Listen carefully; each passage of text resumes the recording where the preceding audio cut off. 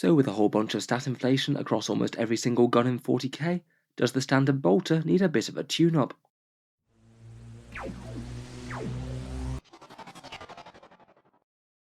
Hello and welcome back to Auspex Tactics, where today I thought we could focus a little bit on Space Marine bolters, perhaps one of the most iconic weapons in all of 40k, but really feeling kind of underwhelming on the tabletop, both in terms of game balance, but perhaps even more how they perform on the board compared with how they should perform in lore. The Space Marine's bolter is supposed to be one of the most dangerous small arms in the galaxy, maybe not quite as technologically advanced as some of the Xenos rivals, things like Gauss flares or Shuriken catapults, but making up for quite a lot of that technological wizardry in just raw brute force, firing in what is essentially a hail of mini rockets at the enemy, a barrage of explosive shells that absolutely destroy enemy infantry and blast through armour far thicker than you might expect them to. In ninth edition though, at least on standard Space Marines, the bolter hasn't really been all that dangerous for a fair while. A standard tactical marine with a bolter is perhaps some of the lowest damage output that you can get in Codex Space Marines. They're at least reasonably tough with their 2 wounds and 3+ armour save, but if you actually want to hurt any of the enemy besides the lightest infantry, then a bolter just really isn't the way to go normally. As 9th edition has gone on, there's been more and more guns being released that just make the bolter look even more weedy, and it kind of begs the question whether or not Games Workshop needs to do something to make the standard small arms of Space Marines a bit more dangerous. Just maybe to give a few examples of the damage creep, it does seem that throughout 40k now there's really quite a lot of examples that you can point at of standard small arms that are more impressive than bolt guns, which perhaps you wouldn't necessarily expect them to be in the lore. A bolter on a tactical marine currently costs you 18 points and gives you a couple of shots at strength 4, AP 0, damage 1. You always get the 2 shots within 12 inches for rapid fire, though they can stay still for bolter discipline to get those 2 shots out to 24-inch range. In theory, it is supposed to be a weapon that instills fear in the enemy, but at the moment, unless you're a really light infantry without much of an armor save, then it's not going to be too scary. Just for some comparisons, the Adeptus Mechanicus galvanic rifles, which are only 9 points on Skitarii Rangers, they're 30 inches, heavy 2 shots, strength 4, AP -1, and damage 1. With that extra AP, they're usually going to be more efficient than bolters even on the move, never mind the fact that they can move and fire out to 30-inch range, or if they stay still, they're just better in every single scenario.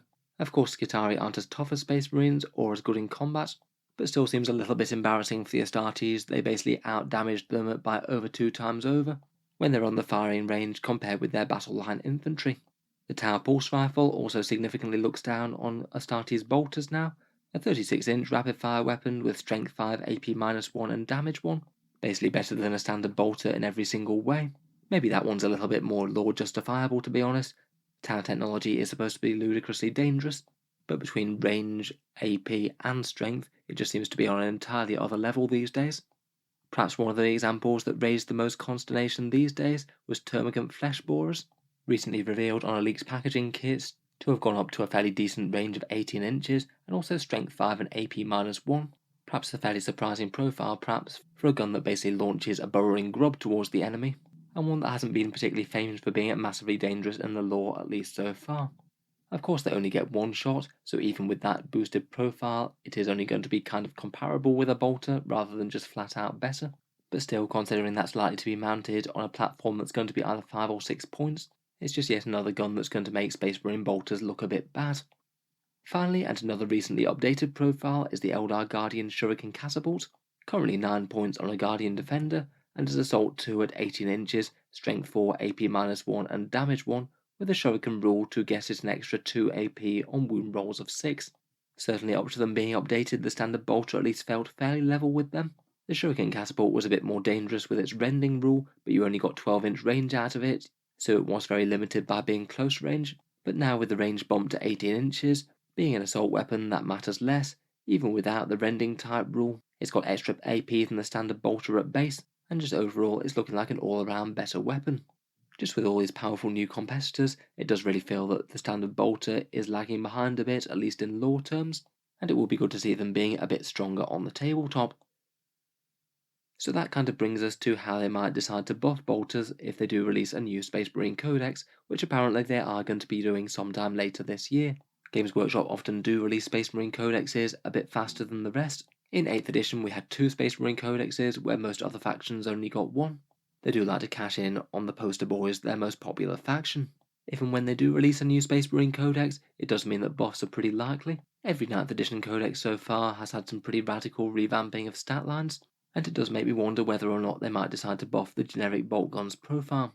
I do feel like it might be a little bit more of a tricky change to implement than some though, just because bolters or variants tend to appear in really quite a lot of codexes throughout the game, both on the Imperial and Chaos side, and if they change bolt weapons for one codex, they might well have to update it for quite a few other ones as well, maybe requiring some sort of war gear FAQ, much like they did earlier in 9th edition, boosting things like Flamer's range or Melter Gun's damage. In any case, if they did decide to try and boost the standard bolter, there's really quite a lot of options that they could choose. I think perhaps boosting the strength to 5 might be a fairly brave step, perhaps not necessarily impossible, but it'd certainly make the firepower a bit more brutal. They'd go back to wounding things like orcs on 4s again, and actually maybe be somewhat dangerous against medium infantry, where standard bolters really aren't going to pose much of a threat to other space marines whatsoever right now. An extra pip of AP might be a little bit more of a reasonable measure.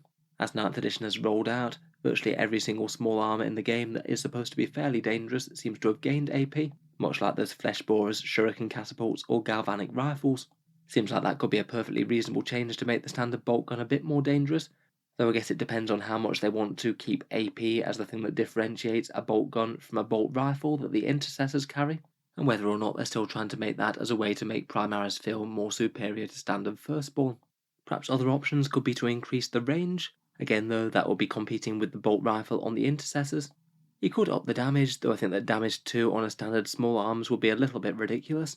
In general, I think it's in their design philosophy to try not to make standard guns as the best thing to gun down tanks, as it just feels a little bit weird in game.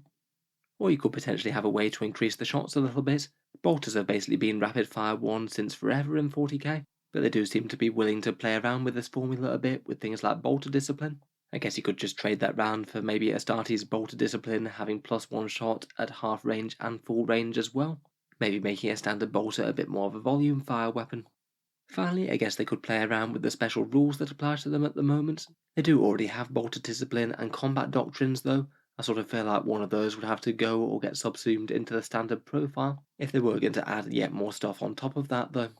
In any case, if they do decide to mess around with the profile of the standard bolt gun, it might create some issues for other codexes. There's so many different flavours of bolters that sort of draw from the main profile that you might well be eclipsing on other guns in 40k, no matter which way you choose to buff the standard bolter. If you make them more strength 5, that might create balancing issues for armies like Thousand Suns, where if their Inferno bolters went to strength 5, that would really change how the codex works. If they get extra AP and range, that would make them kind of the same as Intercessor bolt rifles, and if you add in more shots to them, then they're kind of halfway to becoming Storm bolters already. My guess is that they will see a tune-up somehow in the new Space Marine Codex, though maybe not anything necessarily massively extravagant. My guess is that a standard bolt gun would at least gain AP-1, if nothing else at all, though that might mean that they want to tune up the Intercessor bolt rifle in some other way to try and keep it superior. In any case, I look forward to hearing your thoughts down in the comments below. How would you dial up the standard bolter and make it a bit more threatening if you had the choice? Anyway, I think we'll leave that there for today. If you'd like to see more like this, feel free to subscribe to Auspex Tactics. I do try and keep 40k gameplay related videos coming just about every day. Finally, if you have been enjoying all the videos on the channel, I would just like to mention that Auspex Tactics does have a Patreon page, which you can find down in the video description. Channel patrons get a fair few advantages, including seeing certain videos early, regular votes to see what sort of things happen next on the channel, and automatic entry into the regular prize giveaways with a chance to win some really big model kits each month. If any of that sounds good to you, or you'd just like to help support, the link is down in the video description. In any case, a massive thank you for listening, and I'll hope to see you guys next time.